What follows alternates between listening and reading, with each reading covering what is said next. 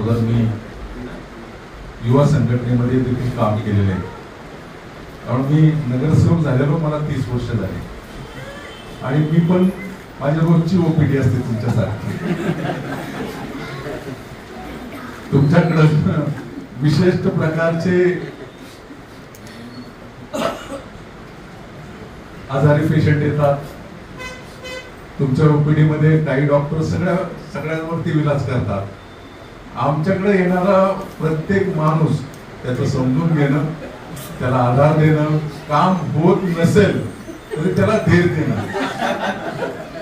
मी माझे अनेक मित्र डॉक्टर आहेत आणि चांगले चांगले डॉक्टर आहेत. तुम्हाला सांगतो, मी त्यांचं पाहिले की डॉक्टरांचं काम पहिलं धीर देणं. खरं तुम्हाला सांगतो, मी उदाहरण तुम्हाला या निमित्तानं सांगतो.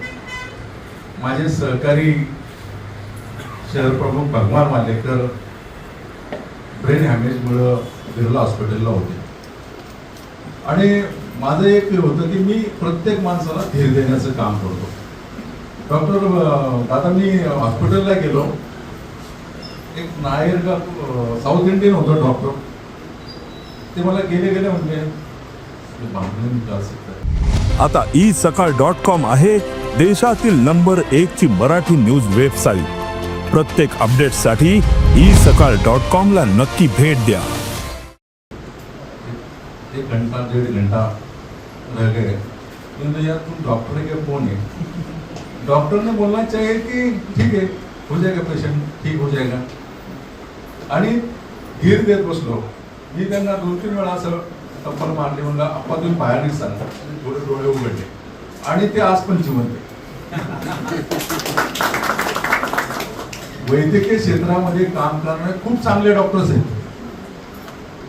तुमच्या औषधाने काही माणसं बरी होत नाही, परंतु त्याला प्रेम दिल्यानं, त्याला विश्वास दिल्यानं आणि तू त्याच्यातून बाहेर पडशील, तू नक्की बरा होशील. मी डॉक्टर विकेश मुत्तांना मी खूप जवळून पाहतो. विकेश माझा जवळचा सहकारी कार्यकर्ता आहे.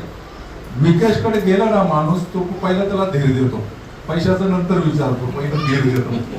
अरे तू बरा होणार आहे, हे होणार आहे.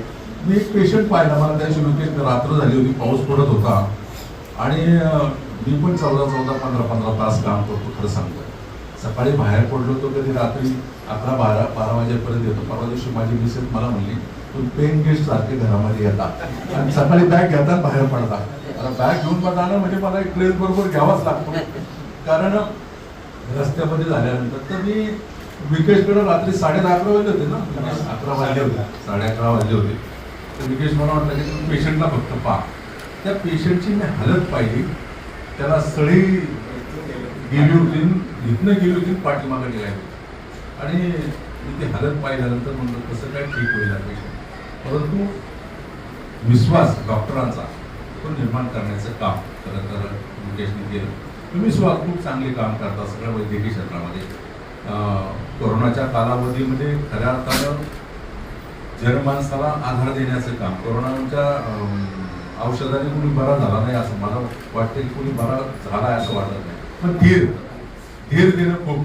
मी पण अनेक हॉस्पिटलला त्यावेळेस भेट दिली. मला त्या कोरोनामध्ये डॉक्टर साहेब माझ्या घरच्यांनी वेगळी रूम केली होती. तुम्हाला कुठं जायचं तिकडे जा, पण त्या रूम मध्ये जा, तुम्ही आमच्याकडे जीव नका. एवढी घरची कामं, प्रत्येक माणूस गावाला होता.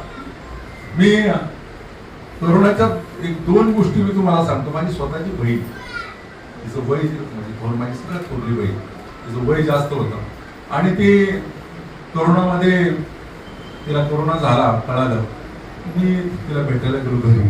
तर ती मला बाजून लांबून म्हणली, तू जवळ येऊ नको, तू लांब जा, माझ्यामुळे तुला होईल. आणि मग मी वायसीएमला डॉक्टरांना सांगितलं, सगळ्यात चांगले डॉक्टर म्हणलो वायसीएमला उपचार करतात, बाकी कुठल्या हॉस्पिटलला जाऊ, वायसीएमला 2-3 दिवसांनी मला तिचा फोन आला, 2 दिवसांनी, की माझं काही खरं नाही. मी हॉस्पिटलला गेलो, मी स्वतः किट घातलं आणि मी गेलो तिच्याजवळ. तिला म्हणलं काही होत नाही तुला, मी आलो, बिलकुल काय होत नाही, बरी झाली. आमच्याकडे एक डॉक्टर सुरवसे म्हणून येतं वाकड फाट्यावर, त्यांच्या हॉस्पिटलला एक पेशंट होता, माझ्या जवळचा कार्यकर्ता होता.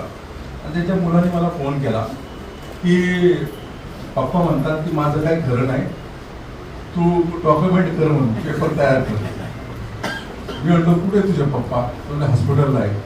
कोणत्या हॉस्पिटलला? ते म्हणजे डॉक्टर सुरवशी हॉस्पिटलला. डॉक्टर सुरवशीला फोन केला. डॉक्टरांना म्हणलो मला फक्त त्यांच्याशी व्हिडिओ कॉलवरती बोलायचं. त्यांनी व्हिडिओ कॉल केला तर ते मला फॅन दादा दिसला. असा पहिला कॉल केला, फॅन दिसला. मी म्हणलं टंकत सर, त्यांचं टंकत नाव होतं. म्हणलं टंकत सर तुम्ही फॅन का बघताय ना, तुम्ही जर विचार केला ना मला घरी यायचं नाही, तुम्ही तसंच त्या फॅनच्या बरोबर वरती जाणार. तुम्ही विचार करा मला घरी यायचं, तुमचा आत्मविश्वास प्रबळ ठेवा, तुम्ही 100% घरी येणार. ती व्यक्ती बरी झाली कोरोनामध्ये. इथं आल्यानंतर बरी त्यांना 65 होतं. माझ्या पाया पडले म्हणजे तर तुमच्यामुळे बरं झालं. मी एवढं सांगायचं तात्पर्य तुम्हाला डॉक्टर एवढंच आहे की विश्वास निर्माण करण्याचं काम पेशंटमध्ये आपण करा. आपण खूप चांगलं काम करता. मी अनेक हॉस्पिटलच्या विरोधात देखील बोललेलो आहे, विरोधात देखील पत्रव्यवहार केलेला आहे.